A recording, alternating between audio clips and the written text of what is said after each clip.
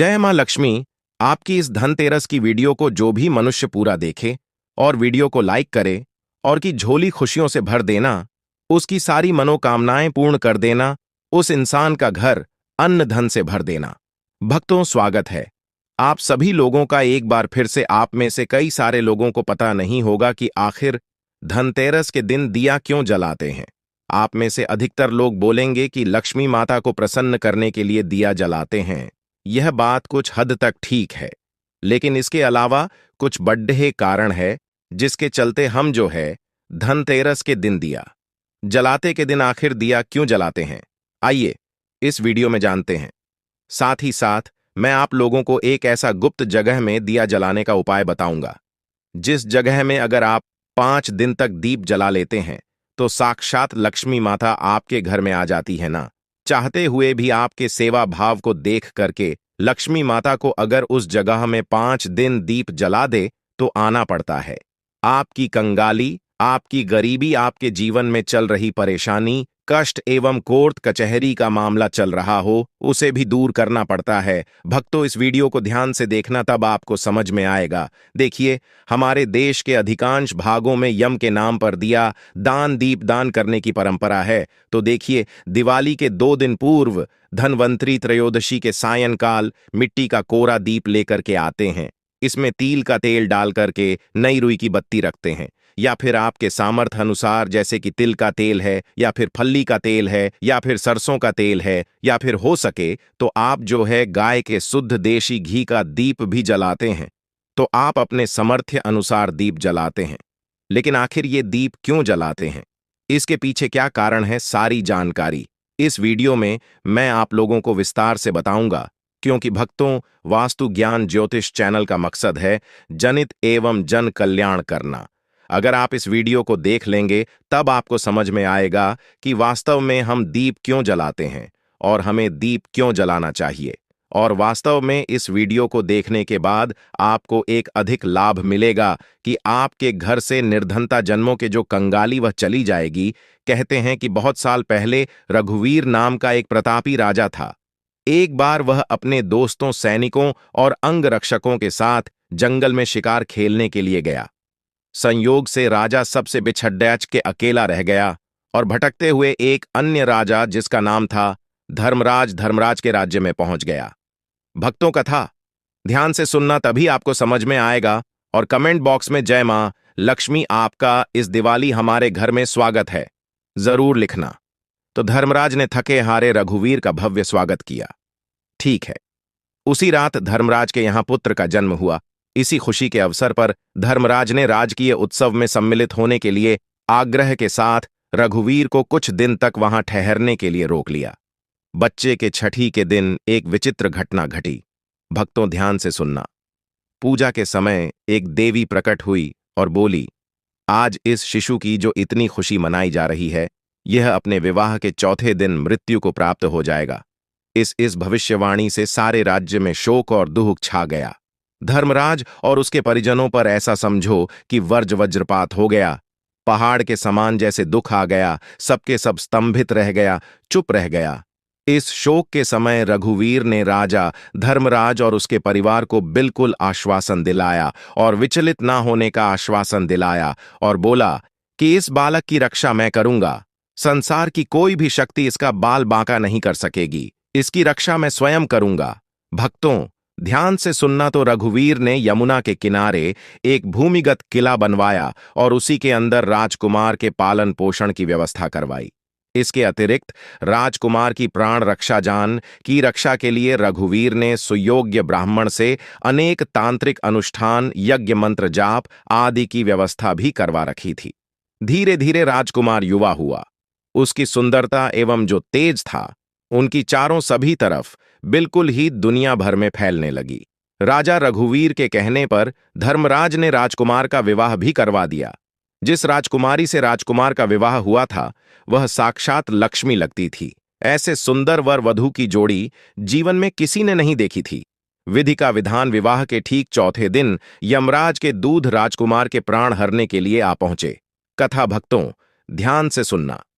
दर्शकों, अब अभी राज्य में मांगलिक समारोह ही चल रहा था कि राज्य परिवार और प्रजाजन खुशियां मनाने में मग्न थे, जश्न मनाने में मग्न थे कि राजकुमारा और राजकुमारी की छवि देख करके यमदूत भी वहां पर आए और विचलित हो उठे। किंतु तो राजकुमार के प्राण हरण का अंतिम कार्य उन्हें करना ही पड़ा। यमदूत जिस समय राजकुमार के प्राण लेकर चले, उस समय ऐसा हाहाकार मच गया। ऐसे दृश्य वहां पर उत्पन्न हुआ जिसे भावुक होकर के यमराज के दो दूत थे, वह भी रोने लगे। इस घटना के कुछ समय पश्चात एक दिन यमराज ने प्रसन्न मुद्रा में अपने यमराज दूतों से पूछा, दूतों, तुम सब अनंत काल से भूलोक जीवों का प्राण हरण करते आ रहे हो, क्या तुम्हें कभी किसी जीव पर दया आई है और मन में यह विचार आए कि इसे छोड़ देना चाहिए, इसके प्राण नहीं हरना चाहिए? ध्यान से सुनना तो भक्तों। यमराज के यमदूत एक दूसरे का मुंह देखने लगे और यमराज ने उनके संकोच को भांप कर उन्हें उत्साहित किया। झिझको मत, अगर ऐसा सवाल आया है तो निर्भय होकर कि हे यमराज दूतों बताओ। इस पर एक यमदूत ने सिर झुका करके निवेदन किया। यमराज से मृत्यु की देवता यमराज से बोले कि ऐसे प्रसंग तो कम ही आते हैं स्वामी, किंतु एक घटना अवश्य हुई है जिसकी स्मृति मुझे आज भी विचलित कर देती है।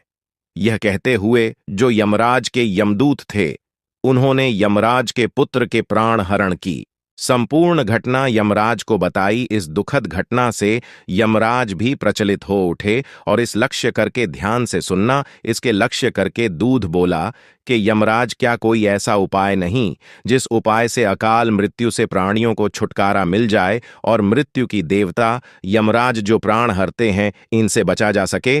तो इस पर यमराज ने कहा, जीवन और मृत्यु ये सृष्टि का अटल नियम है, परम सत्य है तथा इसे बदला नहीं जा सकता। किंतु यमराज ने कहा कि धनतेरस को पूरे दिन का व्रत और यमुना में स्नान कर धनवंतरी और यमराज का पूजन दर्शन अकाल मृत्यु से बचाव कर सकता है।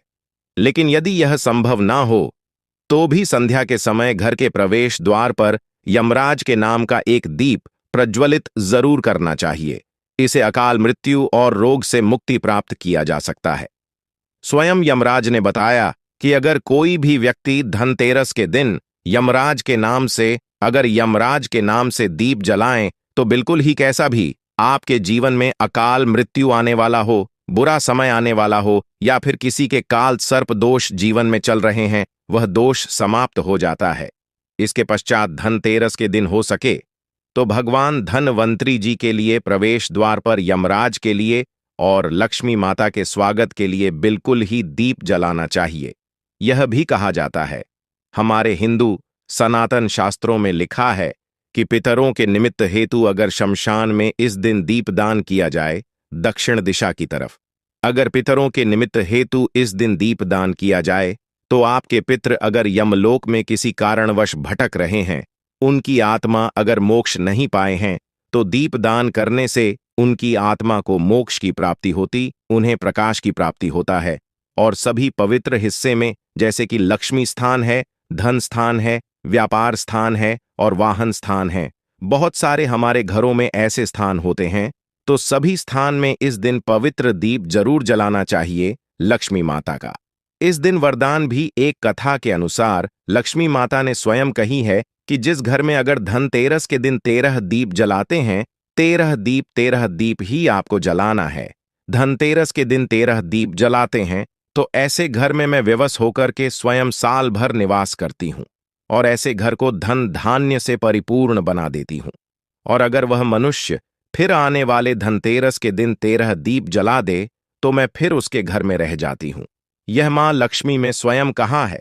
अर्थात अगर आप आजीवन लक्ष्मी माता को प्रसन्न करना चाहते हैं, आप चाहते हैं कि लक्ष्मी माता आपके घर से ना जाए, आपके घर में धन दौलत सुख संपत्ति एवं यश कीर्ति की प्राप्ति हो, तो आप अपने घर में धनतेरस के दिन दीप जरूर जलाए।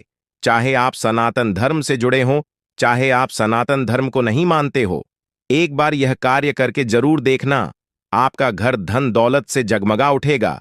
लक्ष्मी माता की कृपा से आपके घर में धन दौलत खूब आएगा। कभी कभी आपने देखा होगा, ऐसे लोग होते हैं जिनके घर में अथाह धन दौलत होते हैं, लेकिन ऐसे मनुष्य को सुख एवं शांति प्राप्त नहीं होता। ऐसे मनुष्य के मन जो रहता है बिल्कुल ही में जैसे हम पागल बोल सकते हैं, एक प्रकार के बोल सकते हैं कि दिन भर ऐसे मनुष्य कोमा में चले गए हो, फिर ऐसे मनुष्य बोल सकते हैं, पागल हो गए हो, उन्हें सुख चैन मिल रहा है। तो ऐसे मनुष्य भी इस दिन उनके नाम से भी आप जो है 13 दीप दान कर देते हैं।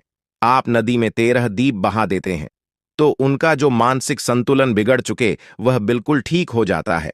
और हो सके तो इस दिन धनतेरस के दिन हमारे हिंदू सनातन धर्मशास्त्र में लिखा है, अगर कोई भी मनुष्य धनतेरस के दिन पीपल के वृक्ष, गुलर के वृक्ष और बेल के वृक्ष, ये जो 3 मैं वृक्ष बता रहा हूं, इसे देव वृक्ष बोला जाता है, इनके नीचे दीप जला देता है तो उसके सारे दुख और कष्ट मिट जाते हैं और मां लक्ष्मी उस घर में वास करती है। और आप जो है गुलर पेड़ के नीचे में या फिर आप जो है बेल के वृक्ष के नीचे में दीप जरूर जलाए। हमारे हिंदू सनातन धर्म शास्त्रों में लिखा है, जो मनुष्य बेल के नीचे में संध्या काल में दीप जलाते हैं, धनतेरस से लेकर के आपको भाई दूज तक 5 दिन जलाना होता है। 5 दिन नहीं, आपके समर्थ नहीं है तो आप जो है 3 दिन जरूर जलाएं। अगर कोई मनुष्य शाम के समय में 3 दिन अगर बेल वृक्ष के नीचे में धनतेरस और अमावस्या अर्थात दिवाली, तो 3 दिन अगर दीप जला लेते हैं तो लक्ष्मी माता ने स्वयं क्या, क्योंकि जड़ में समस्त तीर्थ निवास करते हैं, बेल के माता कात्यायनी इनके पत्ते में निवास करती है और इनके मूल भाग में भगवान ब्रह्म जी निवास करते हैं। इसके मध्य भाग में भगवान विष्णु तथा पेड़ के संपूर्ण हिस्से में भगवान शिव निवास करते हैं। बेल के वृक्ष माता पार्वती और लक्ष्मी माता के स्वरूप कहे गए हैं और ये साक्षात भगवान शिव को इनके पत्ते चढ़ते हैं, समस्त देवी देवताओं को चढ़ते हैं। बेल के वृक्ष को छूने मात्र से मनुष्य के पाप का समापन हो जाता है, तो 3 दिन लगातार आपको बेल के वृक्ष को छूना है। धनतेरस के दिन, चौदस के दिन और आपको छूना है। दिवाली के दिन कैसा भी आपके जीवन में, कैसा भी आपके शरीर में दोष चल रहा है, आपके जीवन में कठिनाई चल रही है, वो सारे कठिनाई दूर हो जाती है। और 3 दिन लगातार आपको दीप जरूर जलाना है बेल वृक्ष के नीचे में। बिल्कुल आप खुद देखना, लक्ष्मी माता आपके घर में आकर के आपको किसी न किसी माध्यम से धन दौलत प्रदान करेंगी, चाहे आपको रोजगार देंगी, चाहे आपको व्यवसाय के माध्यम से धन प्रदान करेंगी, लेकिन किसी न किसी माध्यम से आपके घर में चारों दिशाओं से धन आना शुरू हो जाएगा और देखते ही देखते आप कुछ दिनों के अंदर में धन दौलत से परिपूर्ण होकर के दूसरे को बहुत ही ज्यादा दान देने में समर्थवान हो जाएंगे। तो आशा करता हूं कि छोटी छोटी जो जानकारी होती है, जो लोग मान लें तो भगवान हैं और नहीं माने तो देखिए, हम मानते पत्थर की पूजा क्यों करते हैं? क्योंकि पत्थर में हमें भगवान नजर आते हैं, भगवान दिखते हैं। और नहीं मानते तो भगवान हमारे सामने में खड़े वो भी पत्थर तुल्य है, तो आपको इसे मानना चाहिए।